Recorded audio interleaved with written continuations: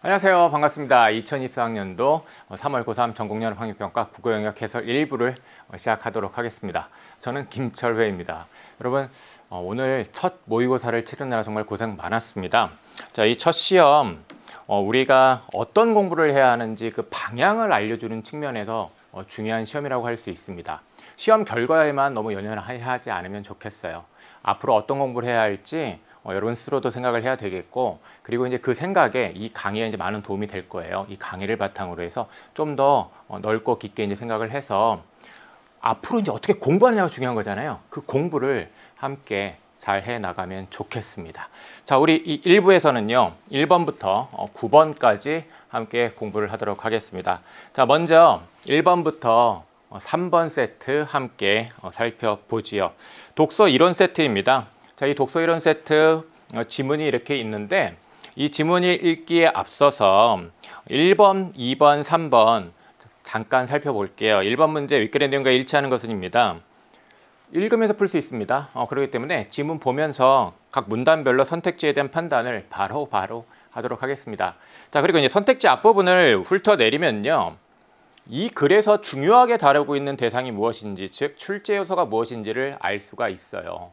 그럼 1번 문제 앞부분을 훑어내리면 비판적 읽기 반복되네요. 반복된다는 얘기는 그만큼 이 글에서 중요한 서술 대상이란 얘기예요. 그 다음에 3번 선택지에 추론적 읽기란 말도 보입니다. 그 다음에 2번 문제를 보면 선택지 앞부분에 사실적 읽기, 비판적 읽기, 추론적 읽기, 비판적 읽기, 비판적 읽기, 역시 또 출제 요소가 무엇인지를 알려주고 있습니다. 그 다음에 이제 3번 문제 기억에 대해 보인 반응인데, 기억이 형식 표현에 대한 비판적 읽기예요. 그러면 비판적 읽기가 많이 반복되는 것을 봤을 때는 이 글에서는 중심 화제가 비판적 읽기라는 것을 짐작할 수 있어요. 아울러 사실적 읽기나 추론적 읽기에 대한 설명도 있을 것이다. 벌써 문제만 살펴봤는데 이 글의 내용이 무엇인지 파악되지 않았습니까? 자, 이렇게 그 글에서 내가 주목해야 할 것이 무엇인지를 알고 그것을 읽기 목적으로 삼아서 읽어야 되는 거예요. 자, 여기 1문단 봅시다. 비판적 읽기는 하고 이제 시작을 하고 있는데, 개념에 대한 이해는 우리가 문제를 풀 때 가장 기본이 됩니다. 그래서 여기 판단하고 이제 수용하는 것과 관련된 읽기, 이게 비판적 읽기라는 것이고요.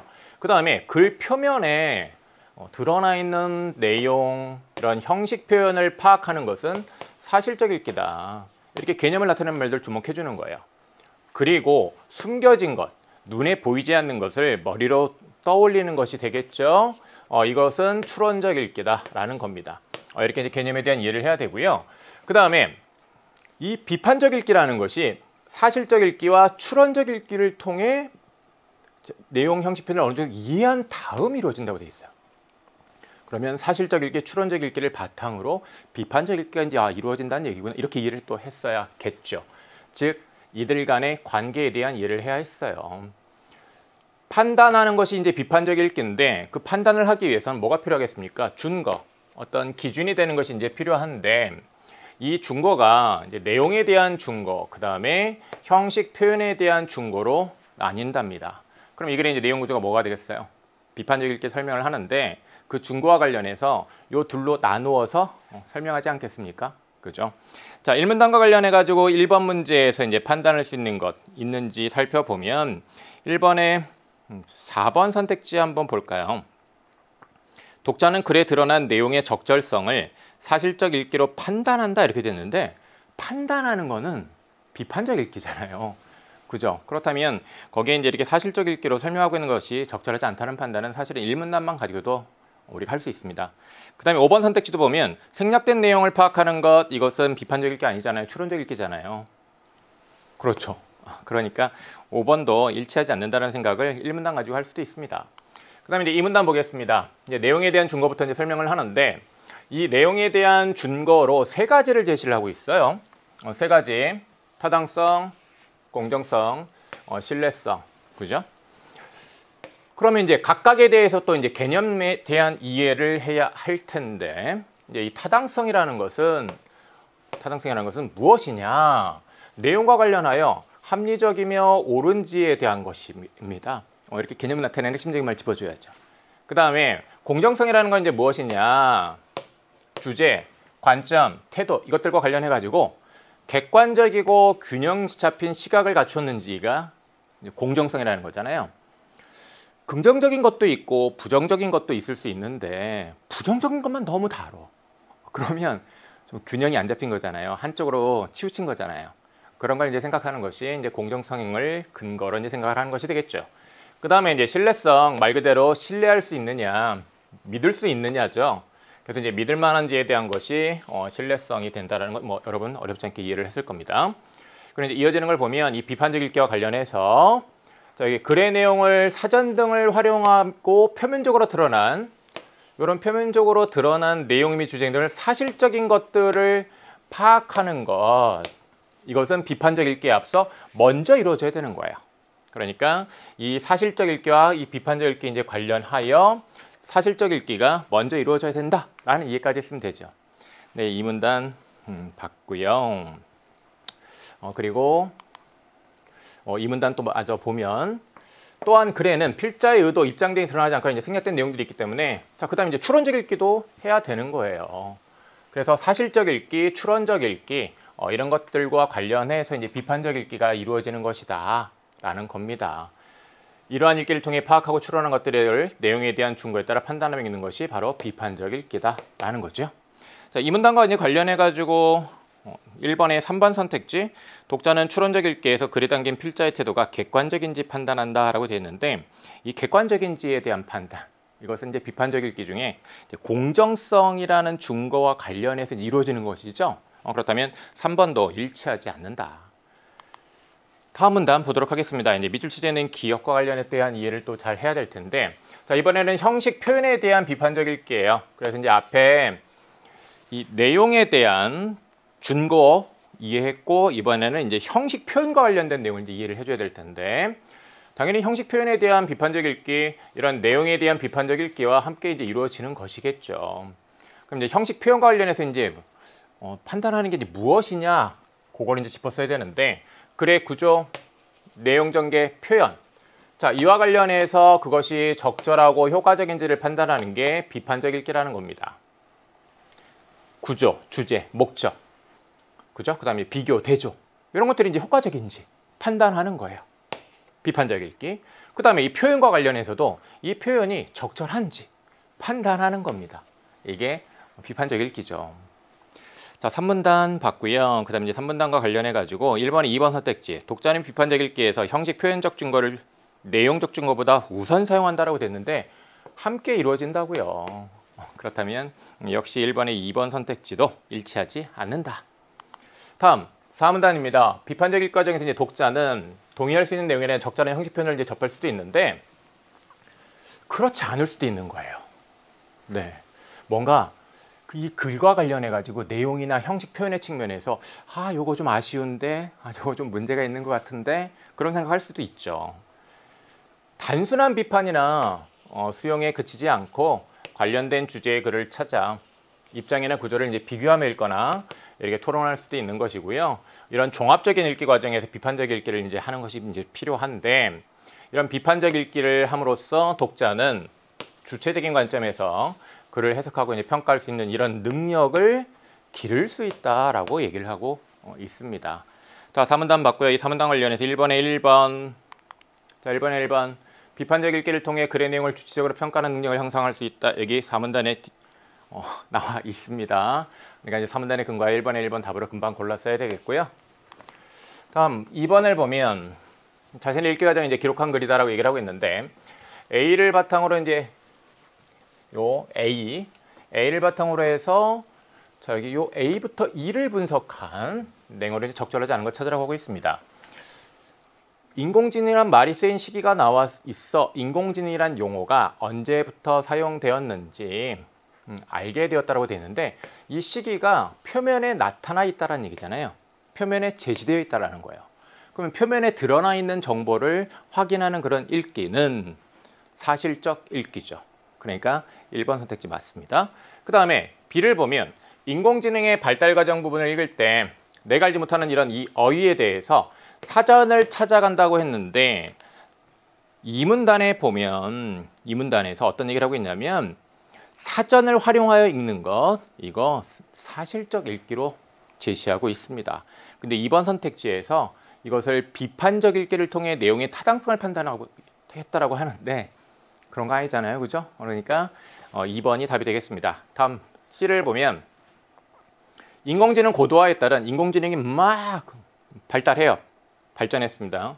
우리 사회의 긍정적 변화만을 언급하고 있어서 이런 고도화를 찬성하는 입장에 있다고 생각했다라고 얘기를 하고 있는데 긍정적 변화만을 언급하고 있다라는 얘기를 하고 있는데 자, 이 C와 관련해 가지고요. 필자가 인공지능 고도화를 찬성하는 입장이라는 것은 지금 머릿속으로 떠올린 거죠. 자, 이렇게 글에 제시되어 있지 않은 것을 생각하는 것. 추론적 읽기죠. 그래서 3번 선택지 추론적 읽기를 통해 드러나지 않은 입장, 바로 이 입장 떠올렸다고 볼 수 있겠고요. 그 다음에 이제 D를 보면 출처가 없어서 믿기 어려운 것들이 있었다. 자, 이게 이제 신뢰할 수 있는지 판단하는 거잖아요. 그렇다면 이런 신뢰성과 관련하여 비판적 읽기 한 것이다. 그 다음에 E를 보면 인공지능 고도화에 대한 부정적인 내용이 없어서 다른 입장의 글을 찾아 읽어봐야겠다고 생각했다고 되는데 네, 긍정적인 내용만 이제 다뤘다는 얘기인데 그러면 좀 한쪽으로 치우쳤다는 얘기고 균형이 맞지 않는다는 얘기잖아요.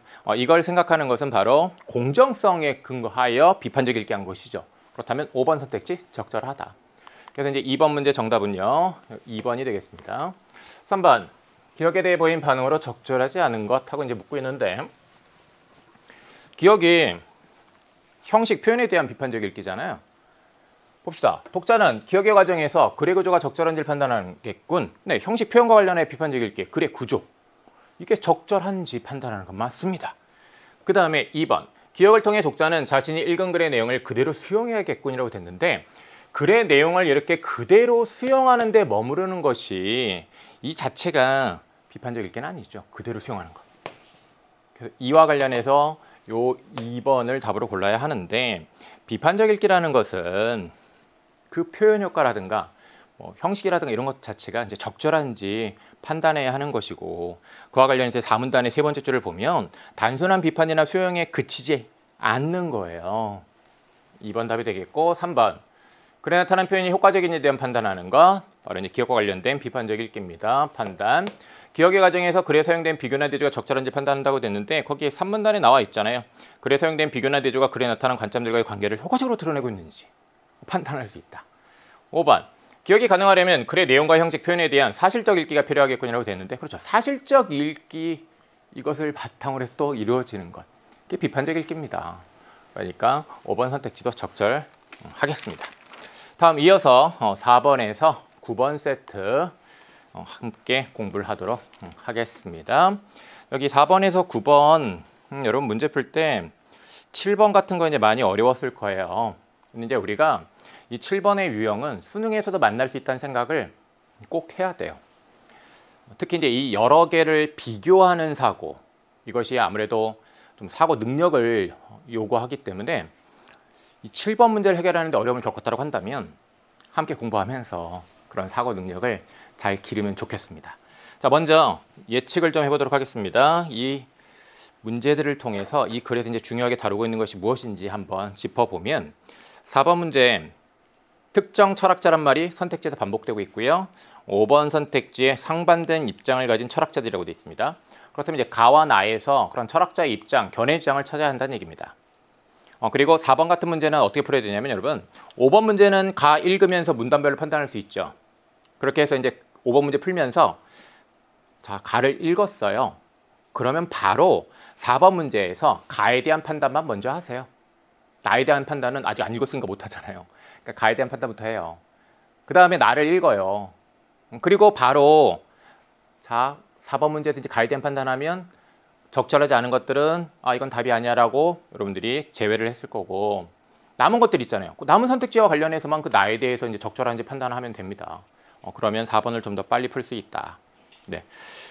자 5번 보면 상관주의자, 매야수 3번 반복되고 있어요. 근대 철학자. 사람을 지칭하는 말들이 보입니다. 이렇게 사람을 지칭하는 말들이 보이면 이들의 견해 주장이 출제 요소예요. 그리고 이제 선생님이랑 같이 이제 독서 개념 공부하는 학생들은 또 잘 알 텐데, 이렇게 견해 주장이 제시가 되면요, 항상 이런 개념이 핵심 출제 요소로 이제 많이 또 사용이 돼요. 그러니까 이 개념이란 건 뭐냐면 그 사람이 자신의 견해 주장을 어떤 제시하는 데 있어서 사용한 개념어들이 있을 수 있어요. 우리가 일상에서 흔히 접하는 말이 개념으로 쓸 수도 있는데 그때 조심해야 될 것, 그 사람이 어떤 사용한 개념이 또 따로 있을 수 있어요. 그래서 지문에 제시되는 개념으로 이해를 해야 하죠. 그래서 이 글은 견해주장, 이 개념을 바탕으로 해서 잘 이해하는 읽기를 해야 했습니다. 그 다음에 6번 바로 이제 그 개념이 나오는데 버전, 나에서 이 버전이라는 것의 개념을 이해하지 못하면 지문도 이해를 못하는 것이고 문제도 못 풀었어요. 7번 기억 디귿과 관련지어 상관주의자 군맨에 대해 이해한 내용으로 가장 적절한 것이라고 되어 있습니다. 그렇다면 상관주의자 군맨 역시 사람이죠. 사람 가리키는 말입니다. 이런 사람을 가리키는 말 지칭어, 그럼 역시 출제 요소는 이거예요. 그러니까 이 견해주장과 관련해서 그 내용을 정확하게 이해부터 하는 것이 필요했다라는 거지요. 그 읽기부터 내가 잘 했는지 체크를 해야 돼요. 7번 문제를 잘 못 푼 건 읽기부터 무언가 부족한 점이 있었던 겁니다. 8번 보기 앞에만 봐요. 보기를 다 읽는 거 아니에요. 철학자 A는 하고 시작합니다. 견해주장이겠죠? 네. 그리고 선택지도 이제 앞에 보면 선조적인 것이라고 해가지고 작은 따옴표에 이렇게 묶여있는 말이 있죠. 독서 지문에 이렇게 작은 따옴표로 묶여있는 말은 개념어예요. 그래서 역시 견해주장 이해하는 데 있어서 이 개념을 잘 이해를 해야 했다. 출제에서 짚었고, 매야수 또 나오네. 군맨 또 나오고.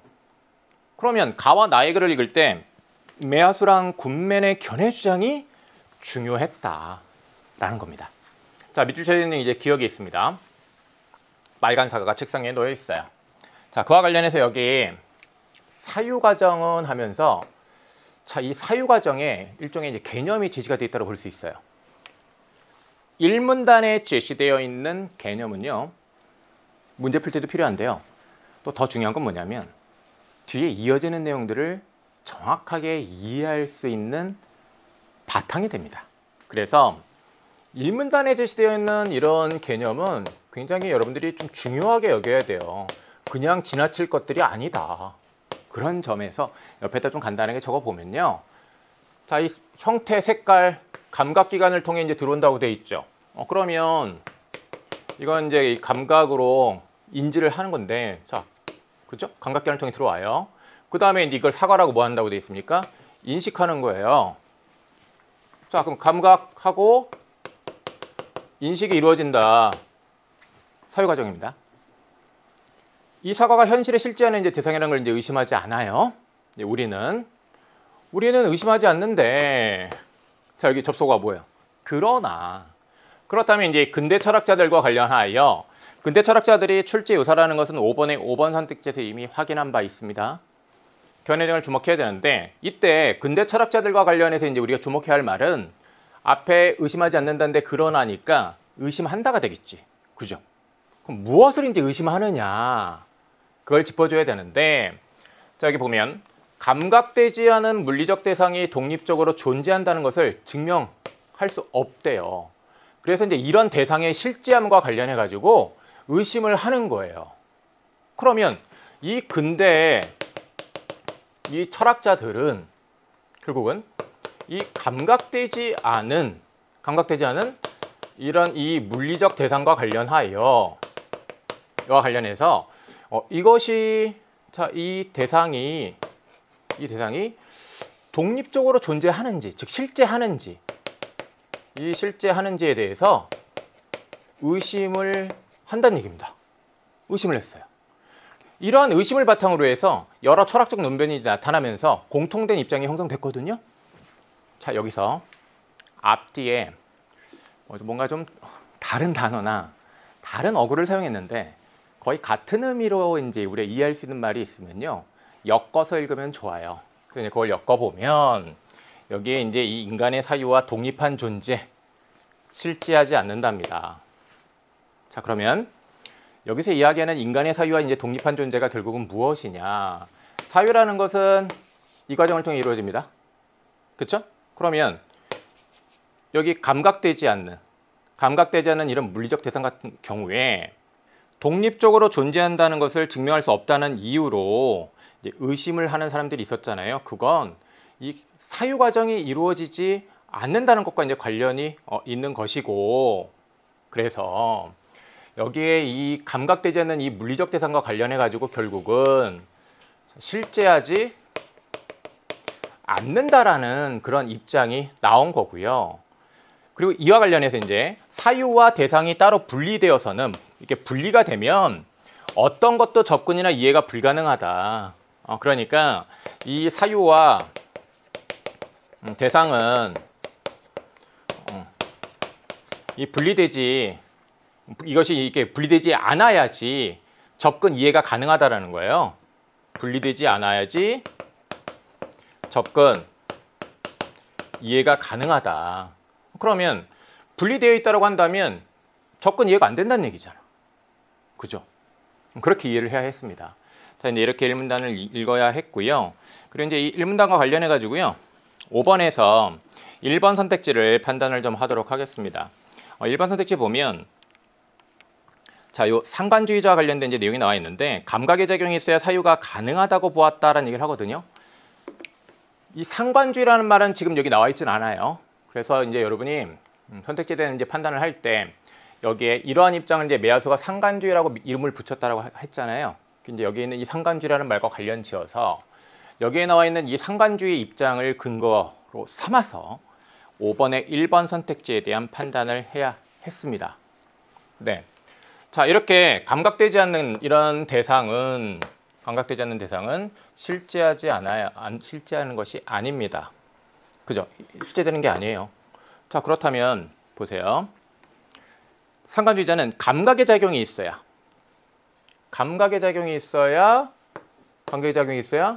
인식된다는 거 아니에요, 이거? 즉 사유와 대상이 분리되지 않아야 감각의 작용이 이루어질 수 있어야지 이해되는 거 아니에요? 인식될 수 있는 거 아니에요? 인식될 수 있는 거잖아. 그죠? 사유가 가능한 거잖아. 그래서 이 1번 선택지 적절한 것이 되는 것이고요. 그래서 여기서 이제 우리가 기본적으로 이 근대 철학자와 관련한 이 상관주의 입장 관련해서 이 감각되지 않는 이런 대상들에 대해서 실제하지 않는다 이런 주장을 했다라는 거예요. 그 입장을 여러분들이 주목하는 게 필요했고요. 그러면 이제 5번의 5번 선택지 보세요. 근대 철학자 중에는 사유에 의존하지 않는 대상이라는 건 결국 뭐예요? 사유와 분리된 대상이라는 것은 결국은 감각되지 않는 것이고 실제하지 않는 것이잖아. 그죠? 근데 이제 이러한 실제하지 않는다라는 이런 입장이 이제 나왔는데 그 전에 이제 보면 요 실제에 대해서 의심을 했었단 말이에요. 이런 것들이 진짜 실제하는 것인지. 그렇다면 5번의 5번 선택지도 역시 적절하겠습니다. 네, 근대 철학자를 중에는이라고 되어 있으니까 근대 철학자 중에 이렇게 사람이 있었다라고 말하는 것 적절하겠습니다. 다음 2문단을 보도록 하겠습니다. 매야수 나왔다. 자, 여기 이 매야수가 우리 이제 이 문제에서 자꾸 반복적으로 이제 나왔었는데 이 매야수와 관련해서 이제 좀 이해를 해보면 매야수는 이러한 입장을 이제 상관주의라고 이제 명명했다라고 하는데 상관주의랑 매야수랑 입장 대비되지 않아요? 대비되죠. 그 점을 이제 우리가 또 이제 짚었어야 되는데, 자, 사유 의존적인 대상이라고 얘기를 하고 있는데 사유 의존적이다라는 것은 이런 사유 과정이 이루어진다는 얘기잖아요. 그렇다면 뭐 감각되는 대상일 거예요. 그렇다면 여기 인간의 사유와 독립한 존재라고 한다면 감각되지 않는 그런 대상일 수 있겠죠. 즉 이 의심의 대상이 되었던, 독립적으로 존재하는지 의심의 대상이 되었던 것이겠죠. 근데 이 근대 철학자들은 결국은 이제 여기 이 의심을 바탕으로 해서 실제하지 않는다 그런 이제 입장이 도출되었는데 이 매야수는 인간의 사유하고 독립한 이 존재에 대해서 실제한다 이렇게 주장한 거예요. 그러면 상관주의랑 매야수랑 입장이 대비가 된다라는 거죠. 이걸 이해하는 게 필요했습니다. 이해했죠? 네. 그 다음에 그의 주장은 이제 이 상관주의와 관련해서 뭔가 이제 문제 삼은 게 있어요. 이 상관주의가 어떤 문제가 있었냐면 인간의 사유를 대상과 사유의 관계로 이제 제한했다라는 문제가 있는 거예요. 이 대상과 사유의 관계로. 그러니까 이 관계를 이제 제한하면 안 되고 좀 더 폭넓게 생각할 수 있는 것인데 너무 한정지어서 생각을 한다라는 그런 문제의식을 가졌던 것이죠. 자, 우리 앞으로 이제 글을 읽을 때 또 이런 습관이 필요한데 견해주장에 대한 정보를 이해를 할 때는요. 문제 삼고 있는 것이 있으면 주목해 줘야 됩니다. 그래서 이렇게 문제 삼고 있는 것 항상 주목하고요. 왜요? 이거 결국은 선택지에 나오거든. 그러니까 이 문제 삼고 있는 거 이렇게 주목하고 그 다음에 이 매야수 여기 선조적인 것이라는 말을 지시하고 있네.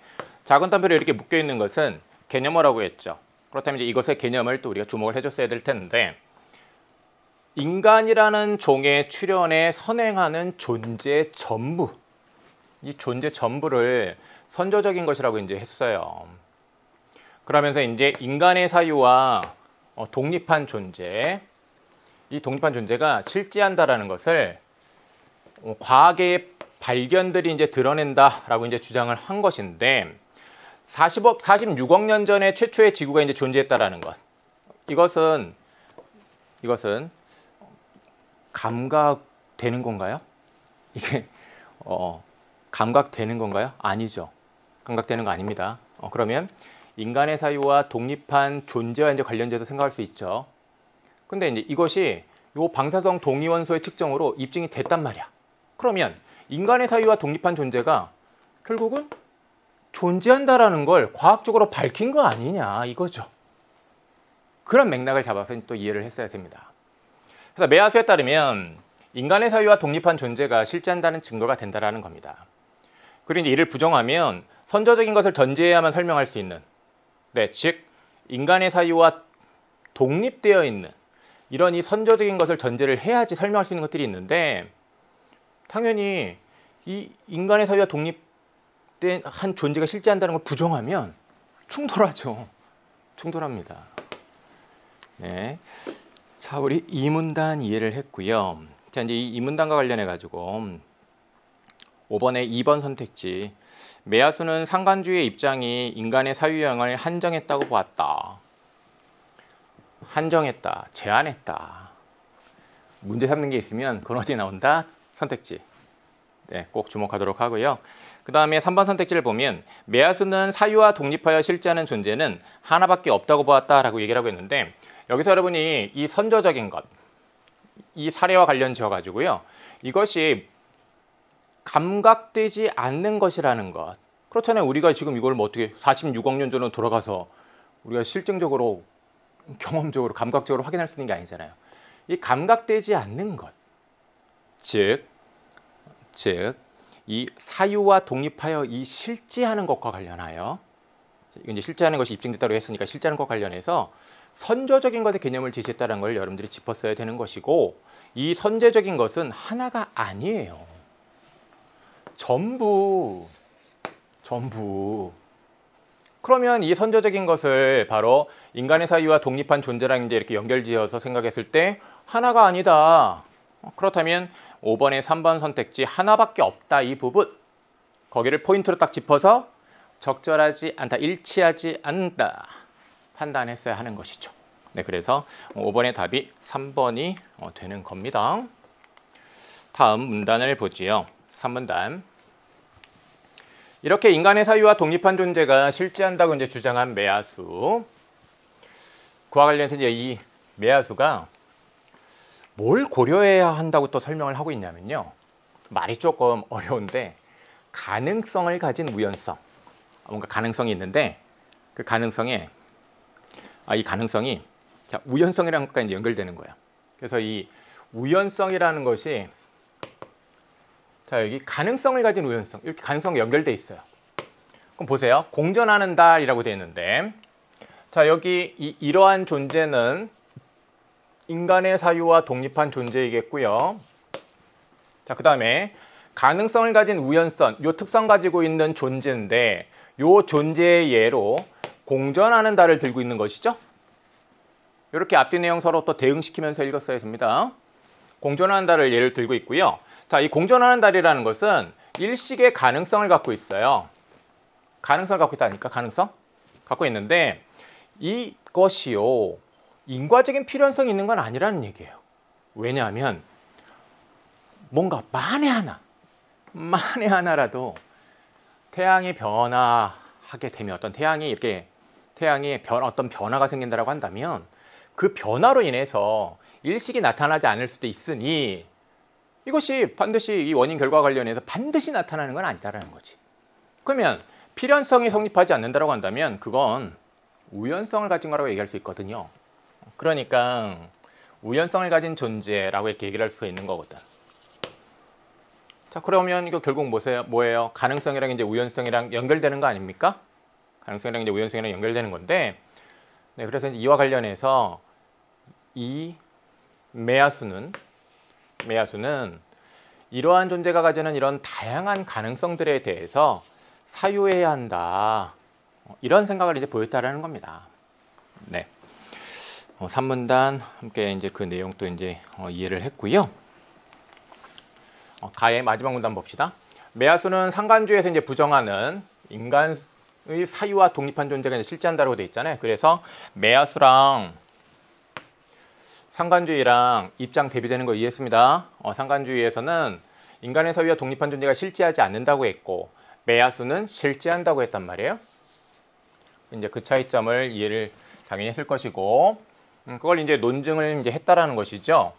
또한 인간의 사유와 독립한 존재가 실제한다고 보는 이제 그의 철학은 인간 중심적인 사유의 이제 세계에서 벗어나, 네, 이 인간의 어떤 사유, 이 사유와 관련해서 제한하는 그런 한계를 짓는 그런 문제가 있었습니다. 그래서 이제 거기에서 벗어나서 우리의 사유와 세계의 확장을 시도하는 것으로 이제 볼 수 있다는 얘기를 하고 있는데, 이것은 뭔가 의미가 있다는 얘기잖아요. 뭔가에 도움을 준다는 얘기인데 이런 게 이제 의의죠. 그래서 이 매야수 철학의 의의에 대한 언급을 하면서 요 가의 글이 마무리되고 있네요. 자, 그러면 이제 거기 5번에 4번 선택지 봅시다. 매야수의 철학은 사유와 독립하여 실제하는 존재에 대한 사유가 필요함을 보여준다. 네, 매야수는 사유와 독립하여 실제하는 사유와 독립되어 있는 존재에 대해서 실제한다고 했습니다. 그 존재에 대해서 생각이 필요하다라는 걸 당연히 얘기를 하는 거죠. 실제하는 거니까 생각해야 된다는 거 아닙니까? 그래서 이 4문단의 또 내용과 관련지어서 5번에 4번 선택지 당연히 적절하다고 볼 수 있겠습니다. 자, 그래서 이제 5번의 정답 3번 나왔고요. 그 다음에 이제 나의 글을 보도록 합시다. 지동설이 인정되기 전까지의 태양계는 천동설에 따라 태양이 지구를 중심으로 공전했다고 여겨졌다라고 되는데, 네, 천동설도 알 거고 여러분들 지동설도 알 거예요. 태양을 중심으로 이제 지구가 공전하고 있다고 보죠. 네, 우리가 이제 배워서 알고 있는 내용 연구를 하고 있습니다. 여기 선택지에서 여러 차례 만났던 굿맨이 나오네요, 드디어. 자, 그럼 이제 이 굿맨의 견해정을 또 우리가 주목해서 읽기를 해줘야 되는데, 자, 굿맨이 제시한 개념어가 있습니다. 버전 주목해줘야죠. 출제 요소였잖아요. 6번 문제.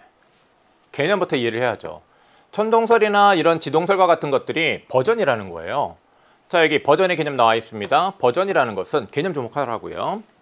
대상을 배열하고 범주화하는 언어적 혹은 비언어적인 기호들의 체계가 버전이다라고 얘기를 하고 있습니다. 뭔가 대상을 배열하고 이렇게 범주화하는 카테고리로 묶는 그런 언어, 비언어적인 기호들의 체계이다. 그래서 여기 보면 신처럼 상징하는 그림, 이제 이 그림이 비언어적인 기호의 예가 되는 것이고, 그 다음에 지구의 중력 때문에 사과가 떨어진다. 이건 언어적 진술이잖아요. 이 언어적 진술이라는 것 언어적인 체계로 이루어져 있잖아요. 이런 것들이 결국은 버전이라는 거예요. 그런데 이런 버전에 따른 것이다. 네, 이 사례를 가지고 이제 또 버전을 설명하고 있는데, 이렇게 개념을 사례를 들어 설명하잖아요. 개념 더하기 사례 패턴인데, 선생님이 개념 독서 개념 강의에서 이제 많이 강조하는 건데, 반드시 출제 요소가 됩니다. 반드시. 그 점 알고 이런 패턴으로 지되어 있는 정보들 특히 중요하게 여기는 읽기를 해야 됩니다. 자, 그 다음에 이제 굿맨. 이 굿맨의 견해 주장을 이제 이해를 해줘야 되겠는데, 자, 굿맨이 어떤 견해 주장을 이제 제시를 했다고 이 글에서 이제 말하고 있냐면, 이러한 버전들이 인간에 의해 만들어진다는 거예요. 그럼 인간에 의해서 만들어졌다고 한다면 인간이 없었던 시기에는 당연히 버전도 없겠죠. 네. 그리고 인간에 의해서 만들어졌다는 건 인위적인 거라는 거잖아요.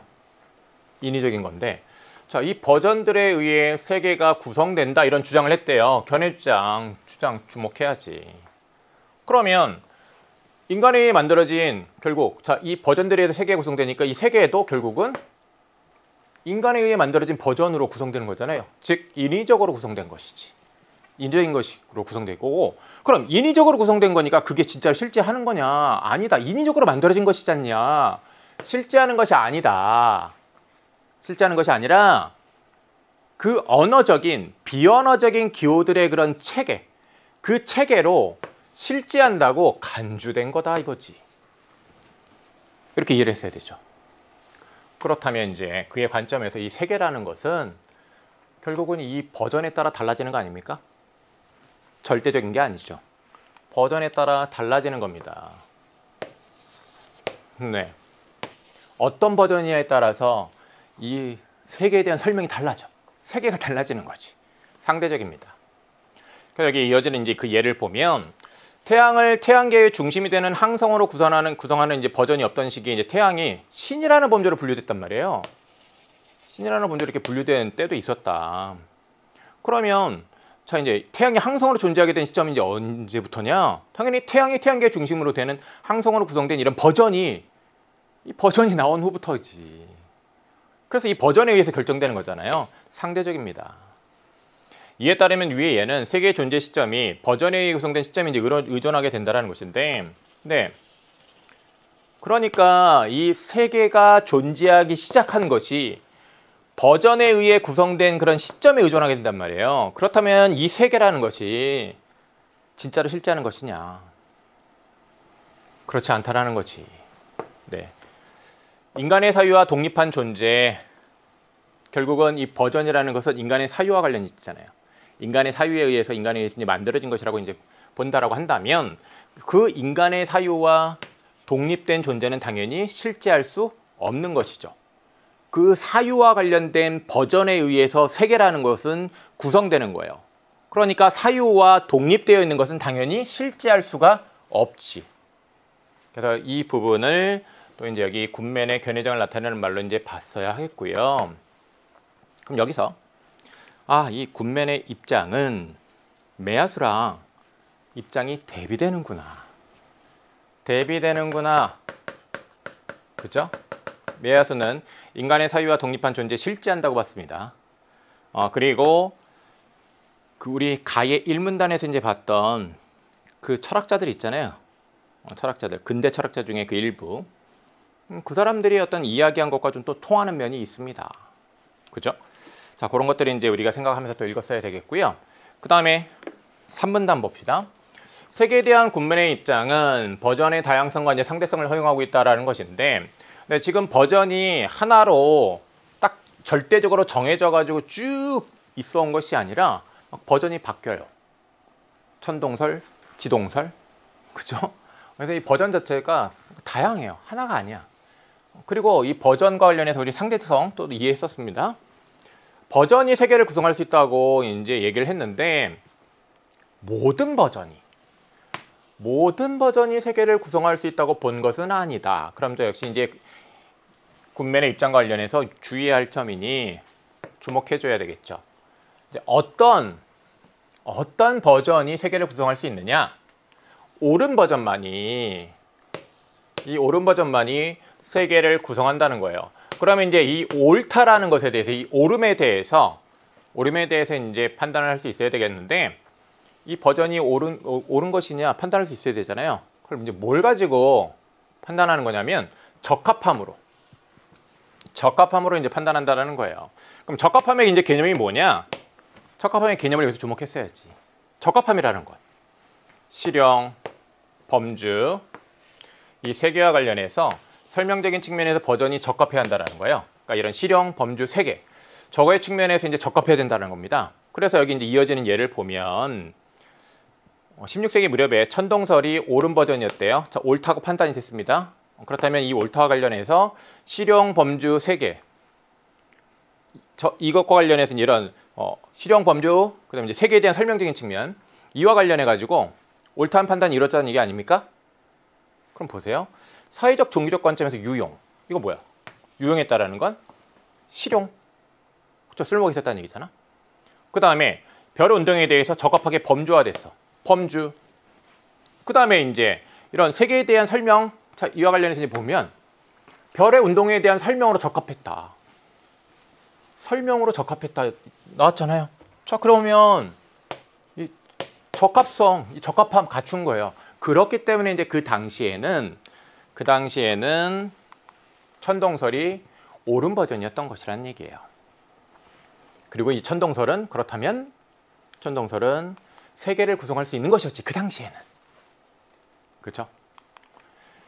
하지만 후대에 지동설이 이제 옳은 버전이 되었던 것처럼 버전은 달라질 수 있다는 거예요. 옳음에 대한 기준, 그렇다면 그것 역시 절대적이지 않다. 절대적이지 않다. 이게 이제 군맨의 견해장을 나타내는 핵심적인 말이 되겠죠. 그래서 그는 세계를 구성하는 것은 어려운 일이다. 왜냐하면 이렇게 바뀔 수 있으니까. 그 바뀌는 것까지 다 생각을 해서 제대로 잘 구성을 해야 될 텐데 그게 쉬운 일이겠어요? 어려운 일이지. 네, 이해했고요. 그 다음에 이제 마지막 문단 보면 버전에 대한 군맨의 주장은 옳음으로 인정받은 다양한 버전이 만들어지고 이에 따른 다양한 세계들을 인정하는 것이다 라고 되어 있는데요. 네, 이런 다양성 인정하는 입장이었고요. 이렇게 되어야 세계에 대한 인간의 이해가 더욱 향상된다고 생각했기 때문이다 라는 것인데요. 그렇죠. 다양한 측면에서 이제 생각할 수 있게 된다는 겁니다. 지문 더 봤고요. 4번 문제 봅시다. 가와 나에 대한 설명으로 가장 적절한 것 이렇게 되어 있는데 4번 문제 다시 한번 이 푸는 방법에 대해서 여러분들이 좀 잘할 수 있게끔 좀 먼저 짚어주면 5번 문제 가 읽으면서 풀 수 있죠. 가 읽자마자 가와 관련된 판단을 해요. 가에 대한 진술의 적절성력을 판단하면 이런 거 가는 하면서 시작한 것, 가는 하면서 이제 가에 대한 것, 가는 하면서 가에 대한 것, 가는 하면서 가에 대한 것 판단하는 겁니다. 그러면 이제 가와 관련해서 설명 적절하지 않은 것들이 있어요. 그럼 그런 것들 빼고 제하고 남은 것들과 관련해서 이제 나 읽고 바로 지금 나 읽자마자 남은 것들 가지고 이제 나에 대한 판단을 하는 그런 풀이를 좀 해보려고 하세요. 좀 더 시간이 단축될 거예요. 자, 봅시다. 지금 이제 해설 강의니까 하나씩 이제 차근차근 보는 겁니다.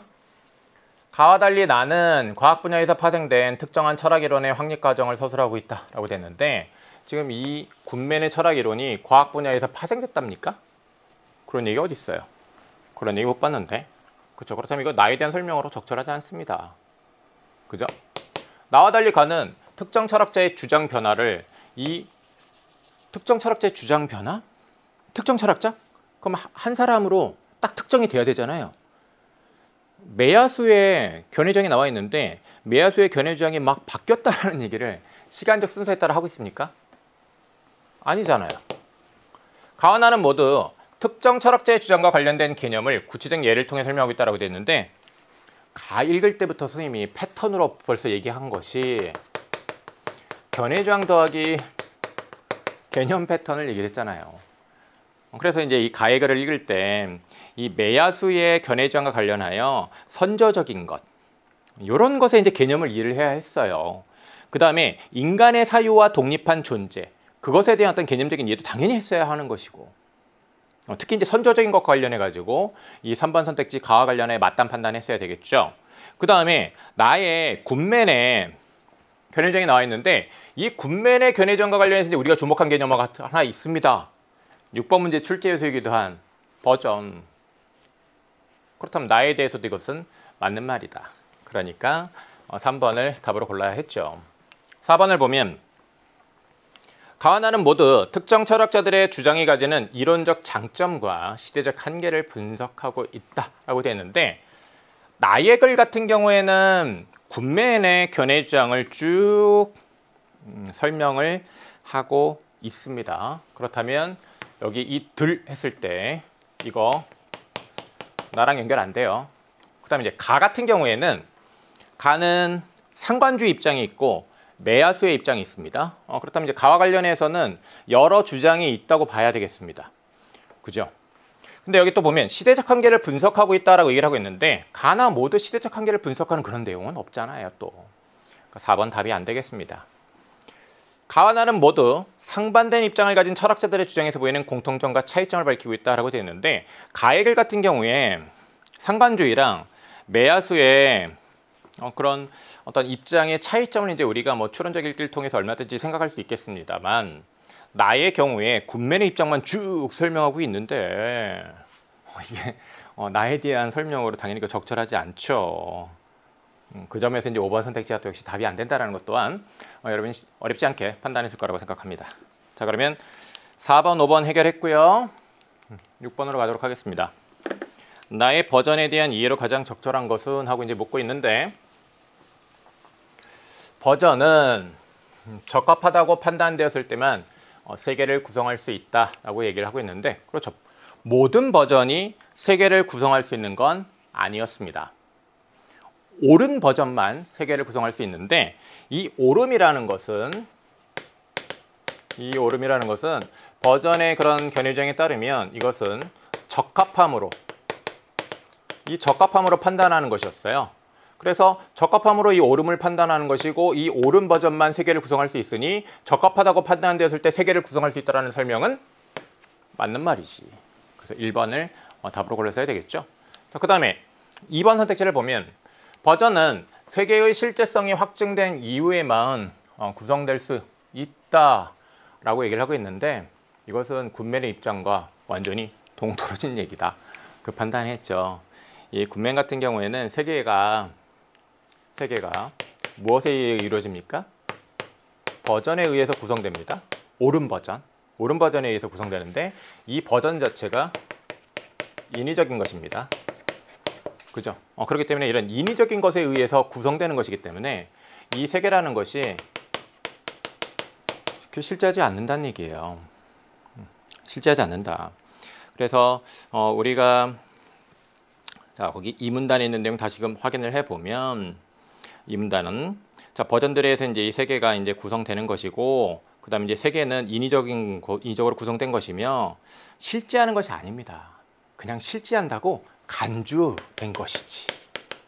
실제한다고 간주된 것이지.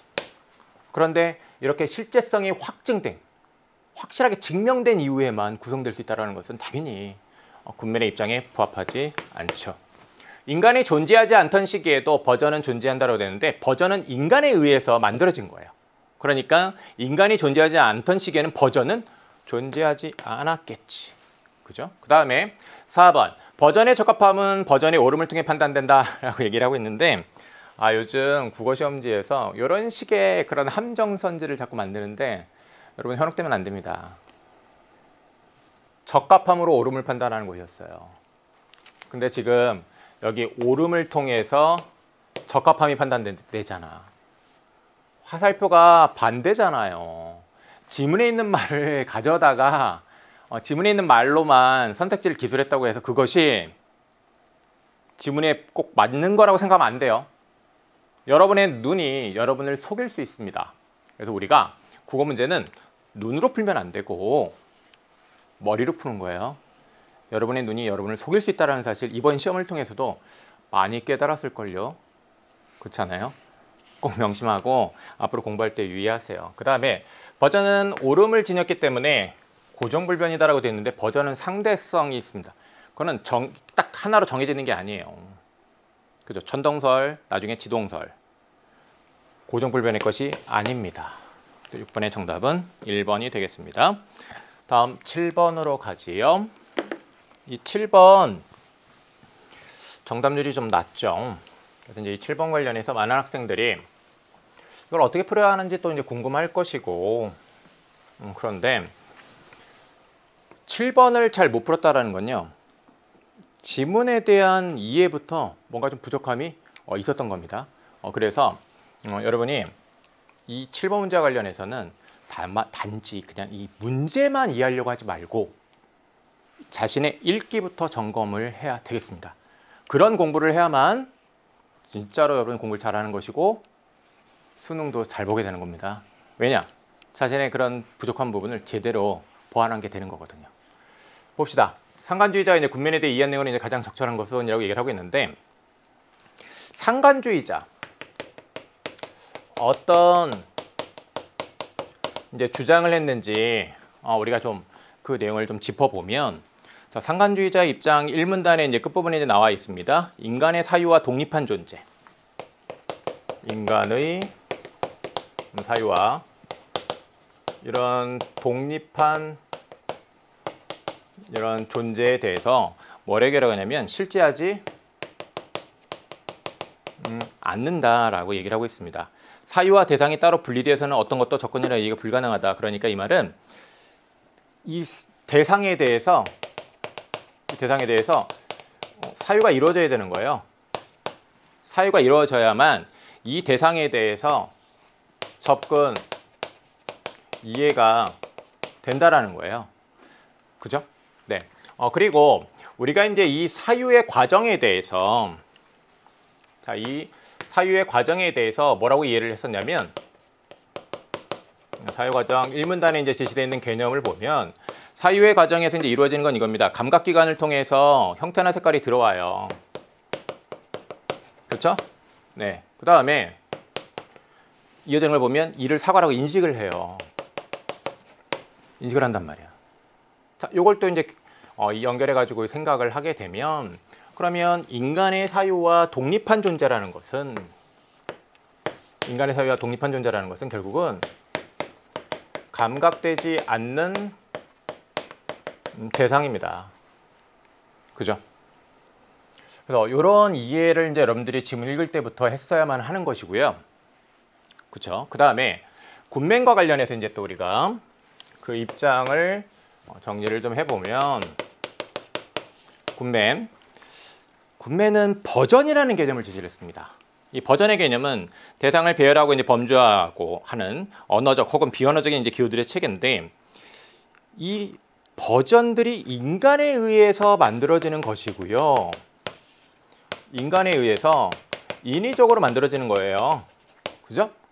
그리고 이제 이 버전 중에 옳은 버전이 있는데, 이 옳은 버전이 바로 세계를 뭐 한다고 얘기를 하고 있냐면 구성해요. 구성하는데, 자, 그러면 이 버전이라는 것은 인간에 의해서, 인간이 당연히 인간의 어떤 사유에 의해서 만들어진 거 아니겠습니까? 인간의 사유와 관련해서 이제 만들어진 것이고, 그렇기 때문에 자, 이것은 당연히 사유와 관련이 있고 그런 것인데, 인간에 의해서 만들어진 것에 의해서 이 세계는 구성되는 것이기 때문에 세계는 실제하지 않아요. 실제하는 게 아니라는 얘기야. 그냥 실제한다고 간주되는 거지. 이 버전에 의해서. 자, 그 다음에 거기 2문단 이제 끝부분을 보면 이런 말이 있어요. 인간의 사유와 독립한 존재는 실제할 수 없다라는 것인데, 네, 인간의 사유와 당연히 독립한 존재.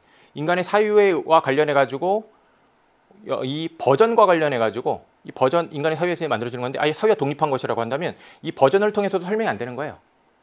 그러니까 그 말은 결국은 사유에 의해서 또 결국은 이런 실제한다라고 간주될 수 있는 거예요.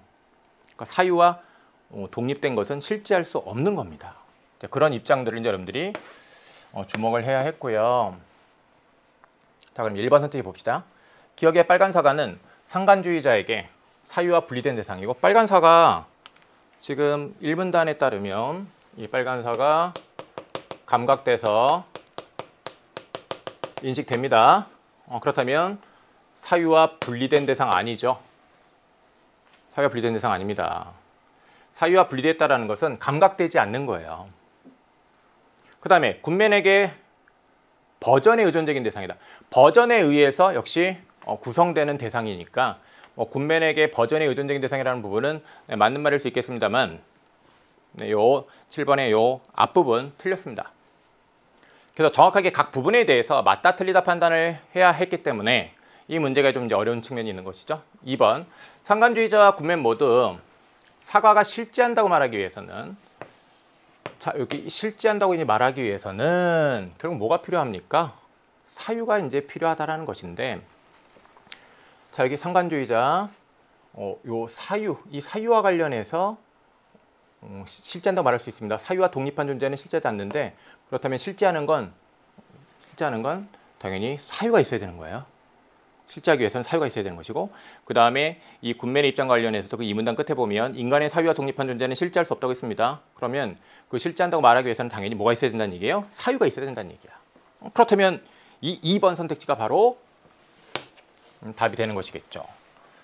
그 다음에 상관주의자와 달리 군맨은 니은은 과학적 사실이기 때문에 판단과 무관하게 당연히 옳음이 있다고 본다라고 됐는데, 군맨의 입장을 설명할 때 과학적 사실, 요 과학적인 것에 대한 얘기를 좀 하긴 했어요. 그리고 이 니은과 관련해 가지고, 이 니은 공전하는 달인데, 이 공전하는 달은 또 우리가 봤을 때 뭔가 과학이랑 또 관련이 있어요.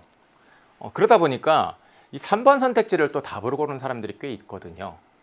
근데 그냥 우리가 갖고 있는 어떤 섣부른 생각을 가지고서, 그러니까 우리가 갖고 있는 어떤 통념? 그런 거에 자꾸 의존해 가지고 답을 고르려고 하면 안 되고요. 우리가 갖고 있는 통념 중에 또 잘못된 것들도 많거든. 지문에 철저하게 이제 근거해서 여러분이 답을 골라야 하거든요. 자, 여기 보세요. 판단과 무관하게 당연히 옳음이 있다? 이 옳음에 대한 판단을 하기 위해서는 이 옳음에 대한 판단 뭘로 하는 겁니까? 적합함으로 하는 거예요. 이 적합함으로 옳음에 대한 판단을 해야 돼요. 그래서 그 옳다는 판단이 이루어졌을 때 그 옳은 버전에 의해서 세계는 구성되는 겁니다. 근데 이렇게 판단과 무관하게 당연히 그냥 과학적 사실이라고 해서 옳다고 얘기하는 것은 적절하지 않죠. 이 군맨에 따르면 이 옳음과 관련해 가지고, 자, 실용, 범주, 세계에 대한 설명적인 측면에서 버전이 적합해야 한다라고 말하는 수 있는 그런 그 옳은 버전에 의해서 세계가 구성된다. 그거 고려해서 이 3번 선택지 군맨에 대한 설명으로 적절하지 않다는 생각 했었어야 됩니다. 이 지점을 여러분들이 좀 체크를 하도록 하고, 그 다음에 4번 선택지 상관주의자와 달리 군맨은 이제 그렇다면 여기 내용이 또 이제 군맨의 입장과 부합을 해야 될 텐데, 여기서 이제 또 하나 쉽게 생각할 수 있는 건 뭐냐면, 상관주의자가 이제 달리라고 하고 있는데, 자, 이 군맨은 디귿이 달의 공전 때문에 일어난다라는 진술이 감각과 관련된 범주로 분류되어야 옳은 버전이 될 수 있다고 본다라고 되어 있는데, 그러면 상관주의자 같은 경우에는 뭔가 감각이 아닌 다른 범주로 분류되어야 옳은 버전이 될 수 있다고 봤다는 얘기인데, 상관주의자가 옳은 버전 그런 것에 관한 얘기를 했습니까? 그런 얘기를 하지는 않았습니다. 그렇다면 당연히 이런 내용을 상관주의자와 관련 지는 것 자체가 이 선지는 성립하지 않아요. 그거 틀린 말이에요. 자, 그리고 이제 군맨과 관련해서도 좀 보면, 이 군맨이 이 범주와 관련해 가지고 이제 어떤 얘기를 한 거냐면 적합함에 대한 얘기를 했습니다. 자, 이 적합함과 관련해서 다시 그 내용을 이제 짚으면 실용, 범주, 그 다음에 세계에 대한 설명, 이런 세계에 대한 설명, 이런 측면에서 이제 적합하다라고 할 수 있어야 되는 거거든요. 이때 이 범주와 관련해 가지고요, 감각과 관련된 범주여야 한다라고 제한하지 않았어요. 그래야만 옳은 버전이 된다고 얘기하지 않았어요. 그렇잖아요. 그런 점에서도 이제 보면 이 내용이 군맨하고 딱 그 군맨 입장과 부합하지 않습니다.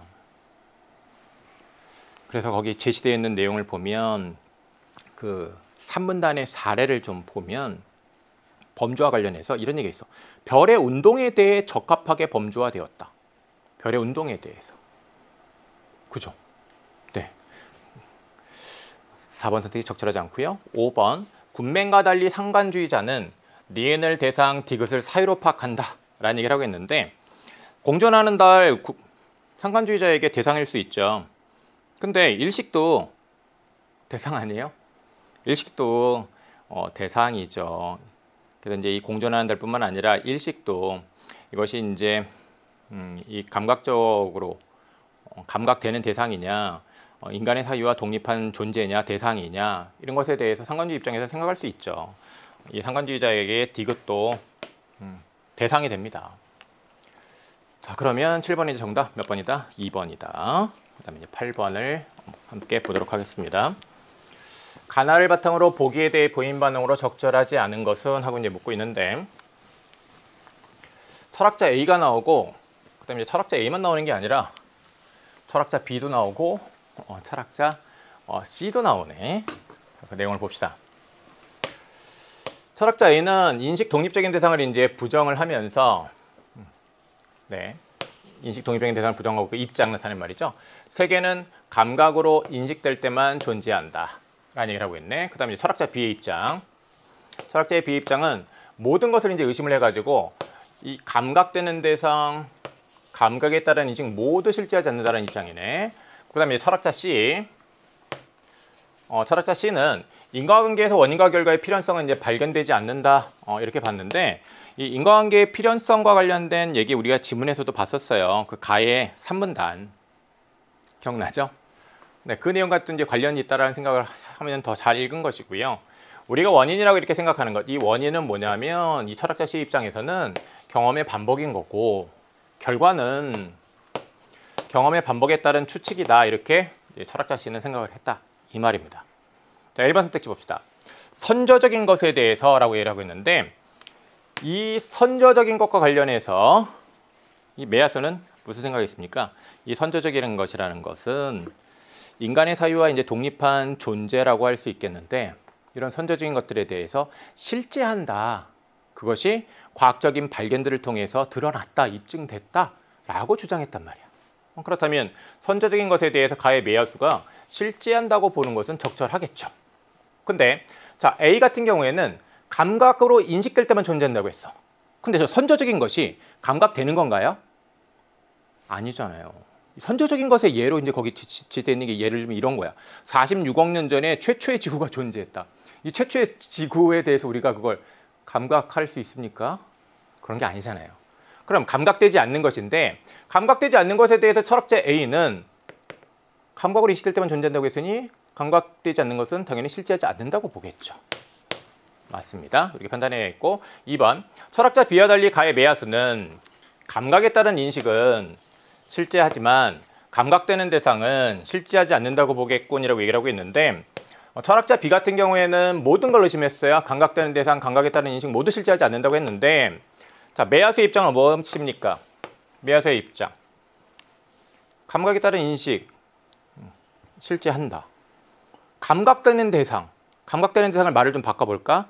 감각되는 대상은 결국은 이건 뭡니까? 감각되는 대상은 지문에 있는 말로 좀 보면 결국은 인간의 사유와 독립되지 않은, 분리되지 않는 대상이에요. 그죠? 그러면 그 인간의 사유와 분리되지 않는 대상, 인간의 사유와 독립되지 않은 대상, 사유 의존적인 대상이라고 얘기할 수도 있겠는데, 이 문단의 이제 두 번째 줄에 보면 사유 의존적인 대상뿐만 아니라 인간의 사유와 독립한 존재에 다 실제한다고 주장했습니다. 그렇다면 메아수의 입장에서 감각되는 대상도 당연히 실제한다고 말하지 않겠습니까? 실제한다고 말하는 것이죠. 그렇다면 여기 이 부분 적절하지 않다. 2번을 답으로 골랐어야 하겠습니다. 그 다음에 이제 3번, 4번을 보면 가의 메아수와 철학자 C 모두 인과관계에서 필연성은 나타나지 않는다고 보겠군이라고 됐는데, 네, 지금 거기 3문단, 가의 3문단을 보면 인과적인 필연성이 있는 것은 아니다. 그런 얘기를 하고 있거든요. 철학자 C 같은 경우에도 원인과 결과의 필연성은 발견되지 않는다 이런 얘기를 하고 있거든요. 그렇다면 인과관계에서 필연성을 나타나지 않는다라고 보는 것이 두 사람의 공통점이 될 수도 있겠습니다. 다음 4번 선택지를 보면 나의 군면에 따르면 철학자 B가 실제하지 않는다고 주장한, 철학자 B 감각되는 대상도 이제 실제하지 않는다고 봤는데, 이 군면에 따르면 감각되는 대상은 인위적으로 구성된 것으로 보죠. 왜? 감각되는 대상도 결국은 버전에 의해서 구성되는 것이거든요. 버전이라는 것은 인간에 의하여 인위적으로 만들어진 것이죠. 그러니까 인위적인 것으로 구성된 것으로 본다는 것도 역시 맞는 말이 되겠죠. 다음 5번을 보면 나의 군면은 세계를 구성할 수 있는 버전이 다양할 수 있다고 보고, 네, 이 버전과 관련해서 그 다양성을 인정을 했습니다. 그 다음에 이제 이 철학자 C 같은 경우에는 결과는 경험의 반복에 따른 추측이라고 했잖아요. 그렇다면 지문에 있는 내용, 보기에 있는 내용 가져다가 뭐 지문 보기랑 부합하게끔 엮어놨습니다. 그러니까 이제 5번 적절하겠죠. 네. 자, 그 다음에 9번을 보도록 하겠습니다. A, E의 사전적 의미로 적절하지 않은 것 이렇게 얘기를 하고 있는데, A가 단어가 뭐예요? A가 형성이죠. 형성? 형성이라는 건 어떤 형상을, 이룬다. 어떤 형상을 이루는 거예요. 근데 1번 선택지에서 지금 도와서 이루게 한다라고 돼 있는데, 돕다라는 의미 갖고 있는 한자? 조. 그 다음에 이룬다? 성. 그러면 도와서 이룬다라는 건 조성이죠. 이거 답이죠. 이건 뭐 거의 안 틀렸을 거예요. 그 다음에 이제 B, C, D, B 제한하는 것, 한도를 넘지 못하게 막는 것이고, 그 다음에 C 입증하는 것, 네, 어떤 증거 따위를 내서 이제 증명하는 것이고, D 시도하는 것, 네, 이렇게 이뤄보려고 계획하거나 행동하는 것이 될 테고, 그 다음에 간주의 의미도 이렇게 적절하게 나와 있습니다. 그렇다고 여기는 것이죠. 간주의 의미 혹시 몰랐으면 간주의 같은 건 좀 여러분 잘 알고 가야 됩니다. 자주 나옵니다. 네. 자, 9번까지 함께 이제 살펴봤습니다. 자, 1부 여기까지고요. 자, 2부에서는 10번부터 17번까지 함께 공부하도록 하겠습니다. 2부에서도 더 열심히 공부하자고요. 만날게요. 안녕.